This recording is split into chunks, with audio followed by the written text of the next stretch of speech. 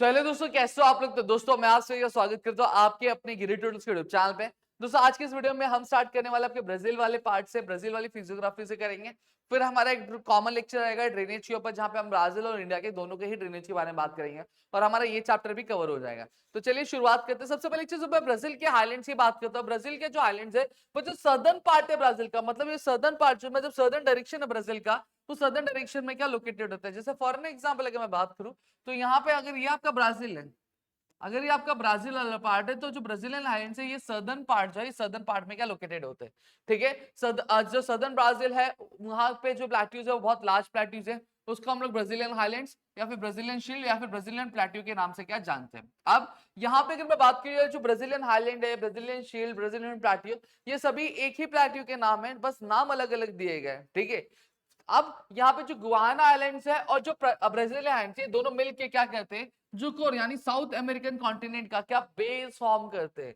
अब यहाँ पे गुआना आइलैंड्स की बात करूं, जो गुआना आइलैंड्स है वो बेसिकली स्टार्ट कहाँ पे होता है, स्टार्ट आपका वेनिजुला से होता है और खत्म कहाँ पे होता है, फ्रेंच गुआना से।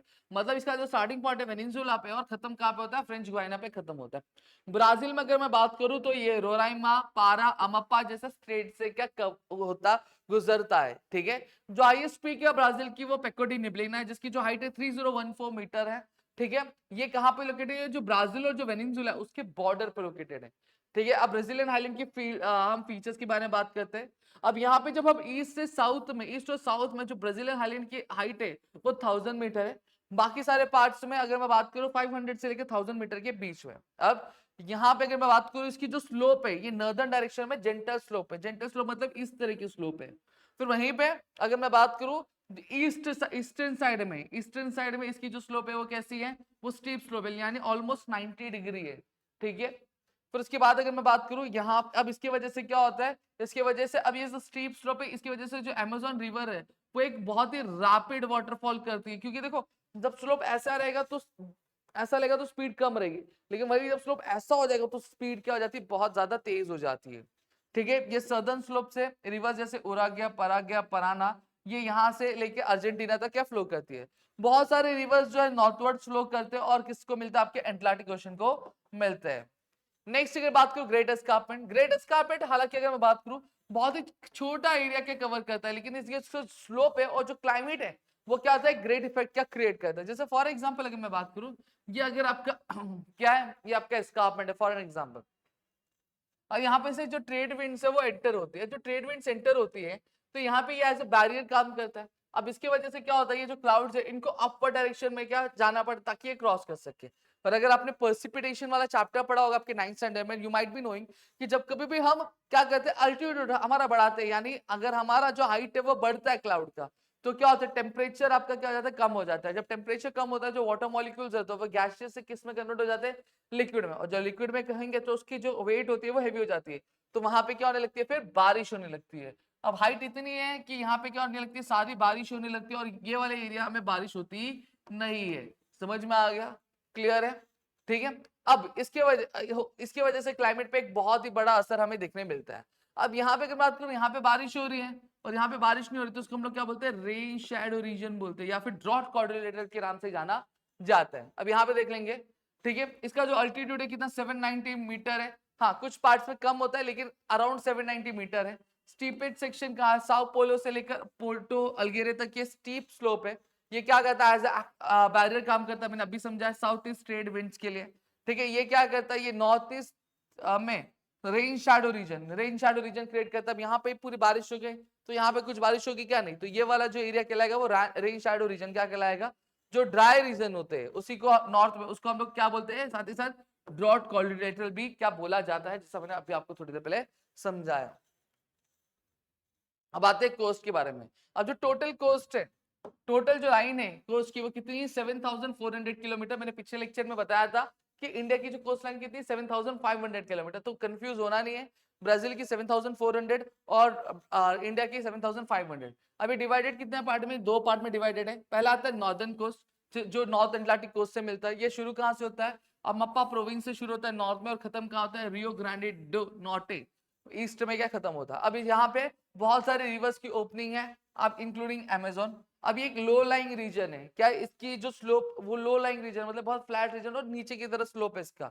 इसमें माराजो आइलैंड्स आते हैं, माराजो बे आते हैं और साउ मार्कोस बे भी इंक्लूड होते हैं। माराजो आइलैंड कहाँ पे लाया करता है, आपके अमेजोन और टोकेंटिन्स रिवर के बीच में। फिर बात करते हैं ईस्टर्न कोस्ट की। ईस्टर्न कोस्ट कहाँ, ईस्ट से शुरू होता है और साउथवर्ड, ठीक है, साउथवर्ड की तरफ के एक्सटेंड होता है, मतलब रायो ग्रांडे डो नॉर्टे तक। बहुत सारी छोटी छोटी रिवर्स है जो आपके एटलांटिक में जाके मिलती है यहाँ से। मेजर रिवर कौन सी, साउ फ्रांसिस्को है। फीचर्स क्या ब्राजीलियन कोस्ट के, यहाँ पे बहुत सारे आपको बीचेस देखने मिल जाएंगे और सैंड ड्यून्स देखने मिल जाएंगे। और कुछ जो एरियाज है वो किससे प्रोटेक्टेड है, आपकी कोरल रीफ और अटॉल आइलैंड से प्रोटेक्टेड है, ठीक है। नेक्स्ट यहाँ पे बात करूं प्लेन्स की। जो प्लेन्स है अमेजन प्लेन, अमेजन प्लेन कहाँ पे लोकेटेड, आपके नर्दर्न जो पार्ट है ब्राजील का वहां पे लोकेटेड है। नर्दर्न पार्ट जो है ब्राजील का वहां पे। अभी जो अमेजन प्लेन है ये आता है कहाँ पे, गुआना हाइलैंड्स और ब्राजील हाइलैंड्स के बीच में आता है, ठीक है। ये लार्जेस्ट प्लेन है ब्राजील का और ये स्लोप कहाँ पे करता है, ईस्टवर्ड डायरेक्शन में स्लोप करता है। ईस्टर्न डायरेक्शन में इसकी स्लोप क्या होती है, ठीक है। अब वेस्ट में अगर मैं बात करूं about 1300 kilometre wide, narrowest 240 kilometre, जहां पे दो हाईलैंड्स क्या होते हैं, मिलती हैं। अब यहाँ पे अगर मैं बात करूं, it widens again near the Atlantic Ocean, जहां पे आपकी जो दो हाईलैंड्स गुयाना आइलैंड्स और ब्राजील आइलैंड्स मिलती है, वहां पे बहुत ज्यादा नैरो है। लेकिन वहीं आगे जाके जब ये एटलांटिक ओशन के नजदीक जाते हैं तो ये बहुत ज्यादा रेज हो जाती है। क्या, आपका अमेजोन प्लेन्स, ठीक है। ये डेंस ट्रॉपिकल रेन फॉरेस्ट से कवर्ड है, ऑलरेडी मैंने बताया हुआ है आपको कि जो ब्राजील आता है, ब्राजील कहाँ आता है, आपके इक्वेटर के नजदीक आता है। नॉर्दर्न जो पार्ट है उसका नॉर्दर्न हेमिस्फीयर में, सदर्न जो पार्ट है, ज्यादातर जो पार्ट है वो सदर्न हेमिस्फीयर में। ये इक्वेटर क्रॉस करता है, इस वजह से यहाँ पे धूप भी बहुत ज्यादा होती है और बारिश भी बहुत ज्यादा होती है। और यहाँ पे अगर मैं बात करूं, ये एक डेंस ट्रॉपिकल रेन फॉरेस्ट है, इसलिए इसको इजिली एक्सेस करना पॉसिबल नहीं है, क्योंकि यहाँ पे लगातार हर दोपहर में बारिश होती है और यहाँ पे फ्लड जैसे और थिक वेजिटेशन जैसी प्रॉब्लम हमें देखने मिलती है। पराग्या पराना प्लेन्स, अब ये लोकेटेड कहाँ पे, ये जो साउथ वेस्टर्न हाईलैंड रीजन है वहां पे लोकेटेड है। पराग्या रिवर बेसिन कहाँ पे स्लोप करता है, आपकी साउथवर्ड डायरेक्शन में स्लोप करता है। पराना रिवर बेसिन कहाँ पे स्लोप करता है, आपके ये साउथ वेस्ट वर्ड डायरेक्शन में स्लोप करता है। अब पंटेनल वेटलैंड्स की अगर बात करूं, ये one of the largest wetlands है पूरे वर्ल्ड में। ये लोकेटेड का आपका जो साउथ वेस्ट हाईलैंड से वहां पे लोकेटेड है।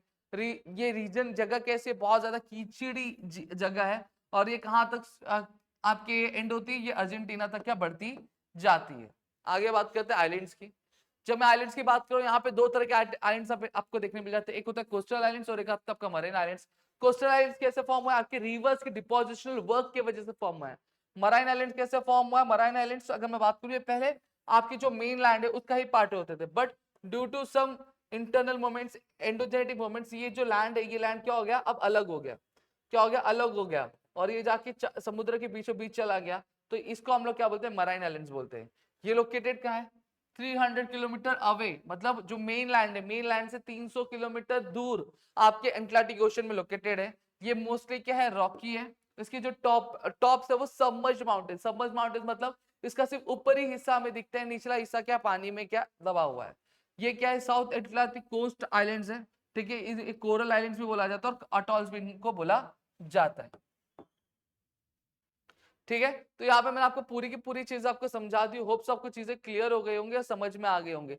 चीजें क्लियर है तो प्लीज वीडियो को लाइक करिएगा, चैनल सब्सक्राइब नहीं किया तो चैनल को सब्सक्राइब करो, अपने दोस्तों के साथ शेयर करो। और मैं आपको बता देना चाहता हूँ कि ऑलरेडी हमने ये वाला पार्ट कवर कर लिया, फिर हमारा ड्रेनेज वाला पार्ट आएगा, फिर हमारी चीजें कंप्लीट हो जाए। तो मिलते हैं हमारे अगले वीडियो में, तब तक के लिए जय हिंद दोस्तों।